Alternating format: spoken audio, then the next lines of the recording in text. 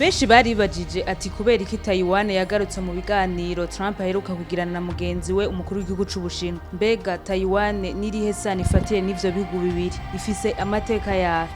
Nitwa Christabella Munezero, aha ni kuri Paulo Cash Media, ni muri rwa rukurikirane rw'ibiganiro tubashikiriza, vyose ni muri kino kiganiro turabahaye ikaze.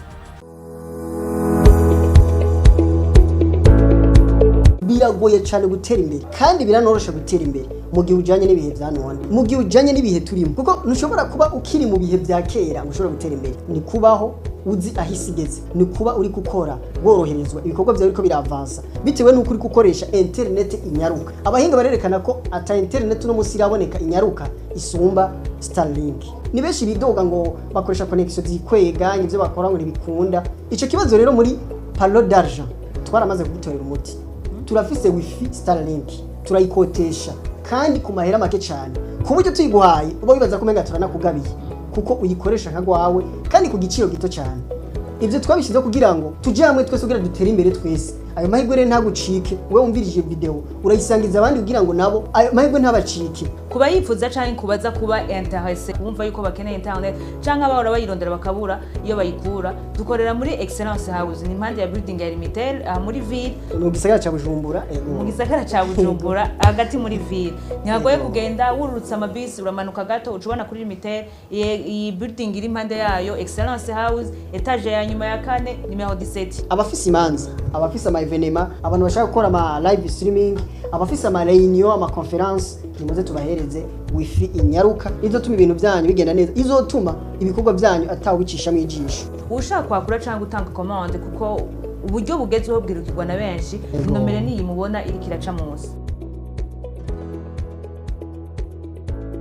Kuva na kera ibigwa canke amayire yarabamwe abantu, muri ivyo bigwa rero harimo Taiwan. Mu kinjana ca 17 Taiwan yarakoronijwe n'Abaespanyoli hamwe n'aba Hollande, ariko n'Abashinwa benshi bo mu bwoko bw'Abahani baragiye bimukira muri ico gihugu cane. Inyuma y'intambara yabaye hagati y'Ubushinwa n'Ubuyapani, Ubushinwa bwahavuye bwemerera guha Ubuyapani Taiwan mu kiringo c'imyaka 50 bivanye n'amasezerano bari bagiranye. Muri iyo myaka 50 Ubuyapani bwarateje imbere cyane Taiwan, burubaka amabarabara ya kijambere, bwubaka amavuriro hamwe n'inganda n'ibindi, ariko Ubuyapani buca butegeka Taiwan yuko yokwegukira imico n'imigenzo bw'ico gihugu. Inyuma y'intambara ya kabiri y'isi, Ubuyapani bwaratsinzwe, Taiwan icisubizwa kuri Republika y'Ubushinwa. Inyuma yaho Chiang Kai-shek hamwe na Mao Zedong bazwi cyane muri politike y'Ubushinwa, umwe n'umukomuniste, uwundi azwi cyane nk'uko yashinze Republika y'Ubushinwa. Chiang Kai-shek amaze gutsindwa na Mao Zedong yaciye ahungira muri Taiwan, ahungana n'imiliyoni 2 z'Abashinwa, aho yashitse afonda politike yiwe, agira igisirikare n'amategeko yiwe. Ubwo nyene haca habayeho ibihugu bibiri, imwe Republika y'Umukomuniste iri ku butaka bw'Ubushinwa hamwe na Republika y'Ubushinwa kandi iri mu gihugu ca Taiwan. Inyuma yaho Taiwan yabandanye itera imbere gushika yahishigwa mu bihugu bise Dragon Asiatique, kuko yarizwi cyane nk'igihugu giteye imbere mu bijanye n'ikoranabuhanga, ivyo twokwita nouvelle technologie. Mu mwaka w'igihumbi 1996 Taiwan yahavuye ikurahe ibintu vy'amategeko n'igisirikare nticasubira kugira ingufu cane, baca bashiraho demokarasi n'ivyumviro vy'abanyagihugu bitangura kwakirwa, mbere baragira n'amatora, haca hatogwa umukuru w'igihugu wa mbere. Gushika ubu igihugu ca Taiwan ni igihugu giteye imbere kandi cigenga, ariko ubwigenge bwaco bwaragoranye kuko Ubushinwa bwo bubona yuko Taiwan ari intara y'Ubushinwa kandi itegerezwa gushigwa ku Bushinwa, ariko Taiwan yo yibona nk'igihugu giteye imbere kandi ciyunze, gifise igisirikare n'ibwirizwa shingiro mbere cigenga no mu bijanye n'amategeko. Mbega ni kubera ko Ubushinwa bushaka kwiganzira Taiwan?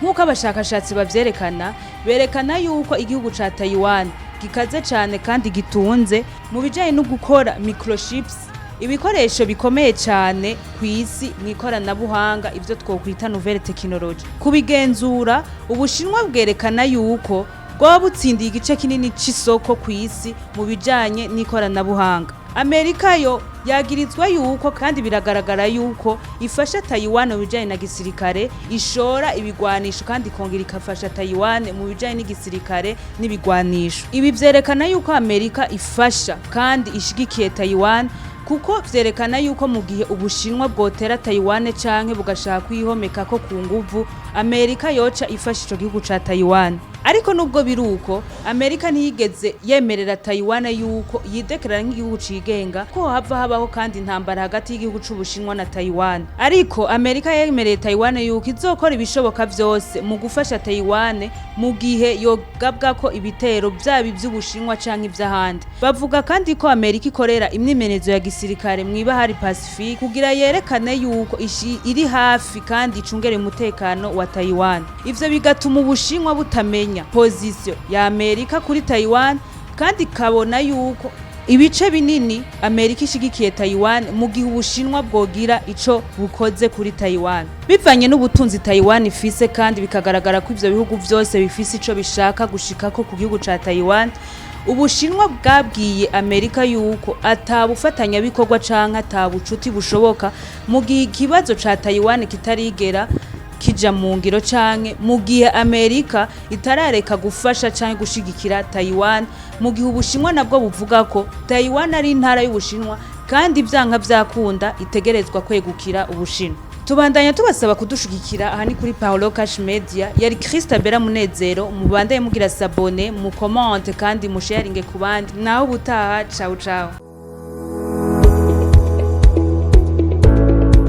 Biragoye cyane gutera imbere kandi biranorosha gutera imbere mu gihe ujanye n'ibihe vya none, mu gihe ujanye n'ibihe turimo, kuko ntushobora kuba ukiri mu bihe vya kera ngo ushobora gutera imbere. Ni kubaho uzi ahisigeze, ni kuba uri gukora woroherezwa ibikorwa vyawe biriko biravansa bitewe n'uko uri gukoresha internet inyaruka. Abahinga barerekana ko ata internet no musi iraboneka inyaruka isumba Starlink. Ni benshi bidoga ngo bakoresha connection zikwega ivyo bakora ngo ntibikunda. Ico kibazo rero muri Parlo d'argent twaramaze kugitorera umuti.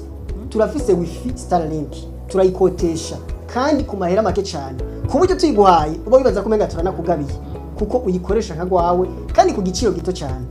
Ivyo twabishize kugira ngo tuje hamwe twese kugira dutere imbere twese. Ayo mahirwe rero ntagucike, wewe umvirije video urayisangiza abandi kugira ngo nabo ayo mahirwe ntabacike. Kuba yifuza canke kubaza kuba intéressé kumva yuko bakeneye internet canke abahora bayirondera bakabura iyo bayikura, dukorera muri Excellence House, ni impande ya building ya Limitel muri ville mu gisagara ca Bujumbura.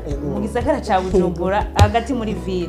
Ntihagoye kugenda wururutsa amabisi uramanuka gato ucubona kuri Limitel. Iyi building iri impande yayo Excellence House, etage ya nyuma ya 4 numero 17. Abafise imanza, abafise ama evenema, abantu bashaka gukora ama live streaming, abafise ama réunion, ama conference, nimuze tubahereze wifi inyaruka izotuma ibintu byanyu bigenda neza, izotuma ibikorwa byanyu atawicisha mu ijisho. Ushaka kwakura cyangwa gutanga commande kuko uburyo bugezweho bwirukirwa na benshi, nomero niyi mubona iri kiraca munsi.